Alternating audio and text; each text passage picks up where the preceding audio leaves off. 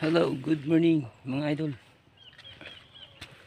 Dito po tayo ngayon sa ating update po tayo sa ating Ampalaya Farm mga idol. So, sobrang madamo ang aming ampalaya mga idol. Tingnan niyo po ang dami ng ating ampalaya fruits. Yan mga idol. You know, ating bagong bunga ng palaya. So tomorrow is another 3 days ago. So malalaki na nga mga idol. Palawang araw pa lang ngayon simula nag-harvest tayo. Pero makita natin parang pwede na talaga mapitasan yan yan ang mga idol. Ayun. So medyo maraming damo ang ating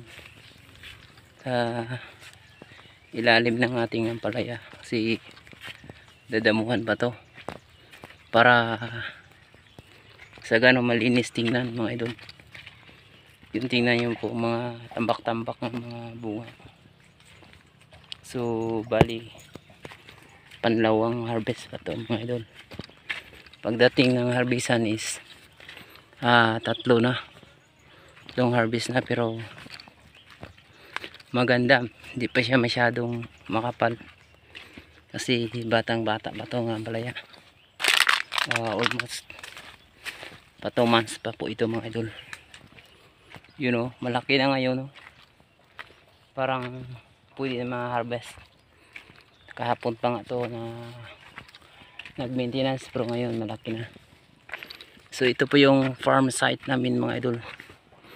Sa ganun ay makita natin sari-sari dito mga gulay tulad ng mga ampalaya, sitaw at saka upo, kamatis, sili. Dito mo makita dito sa aming farm mga idol, kasi ang ibang portion namin ay may nagka-separate yung mga iba-ibang klase ng mga gulay na itinanim namin. Tingnan po sitaw namin mga idol. Sobrang haba So panlawang araw pa ito mga idol, pero I ready to harvested. So tomorrow mga idol harvest tayo. So makita nyo mga idol, mag-schedule ako tomorrow ng live for harvested mga idol. So sana panoodin nyo po. So ito po mga idol, makita nyo po yung ang dami ng sayang sa amin ng sitaw mga idol. Ay dapat sa sitaw mga idol ay mag-harvest tayo ng every other day, pero dito sa amin ay hindi pwede kasi yung buyer namin ay hindi talaga kaya nila kung mag-harvest every other day. So dito tayo dadaan sa atin ilalim ng ating upo plant. So tingnan po natin kung may malalaki na mga bunga, kasi tomorrow is ready to harvest na po tayo mga idol. So dito tayo madaan sa loob-looban mga idol. So makita natin ang ating upo plant. Napakalilim sa ilalim. So the best talaga mga upo nga ganito, mga plastar mga idol.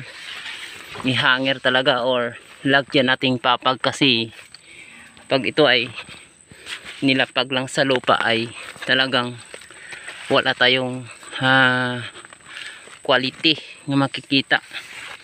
Wala tayong magandang quality nga tinatawag mga idol. Yon, pwede na po ito pipitasin. So pa-share tayo sa atin mga tanim dito. So, sa aming farm to mga idol. Yan mga idol, ang dami na sayang ng ating sitaw. Sa kabila na yan ay tomato. So hindi pa to na simula ng harvest kasi ito ay maliliit pa.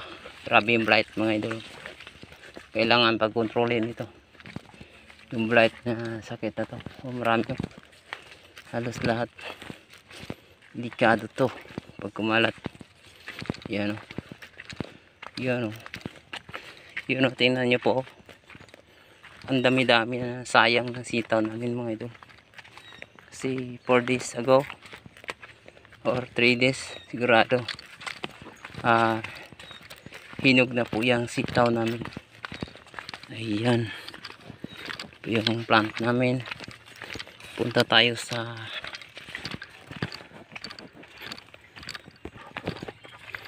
ng tomato natin mga idol. Ang ganda baga sit up natin tomato plant. So punta tayo sa ating kabilang farm na tanim na siling labuyo. So magsimula na po tayo ngayon sa pag harvest mga idol. Yun ang corn plant. So ang lawak pa ng bakanting area dito mga idol. Yan. Kung sino dyan magusto nga magulayan, mayroon po tayo ditong malawak na area for rent mga idol. For rent po ito lahat mga idol. Murang presyo lang. Prenda or for rent. Pwede prenda, pwede parentahan na po ito. So mas maganda yung prenda. Kahit malaki pero ibinabalik ang pira natin mga idol. So ibig sabihin wala tayong talo dyan kapag prenda ang lupa nga kinukuha natin, diba?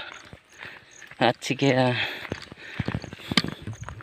tsaka sulit mga idol kasi mayroon pa tayong aryahin kapag dito kayo sa amin kuha ng prenda ay hindi talaga tayo manlugi kasi kahit hindi natin trabahuin ang lupa na yan ay mayroong makukuhang niyog kasi masbate is main product niyog mga idol.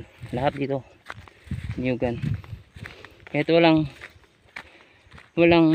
tanim ang lupa pero mayroong mga niyog so maganda talaga. So dito na po tayo malapit sa ating plantation ng ating siling labuyo mga idol. So ngayong araw ay mag-harvest tayo para bukas ay mag-harvest na rin tayo ng ating ampalaya at saka upo at saka sitaw. So ngayon ay mag-harvest tayo ng labuyo kasi ang tagal nito matapos. Tingnan nyo po mga idol, ang dami ng hinog ng ating siling labuyo. So thank you God for our blessing mga idol. So ito po yun ang tanim namin ng labuyo. Hindi po to tanim sa ibang video ko lang, kundi sarili ko po itong tanim mga idol. Kasi alam nyo naman pag masipag tayo ay marami tayong maaani. Ang sinasabi o ang kasabihan ng mga matanda ay kapag tayo ay maraming itinanim ay marami tayong aanihin. So mga idol, ito po yung siling labuyo namin ayun. So kitang kita natin hindi yung sabi nga packs lang or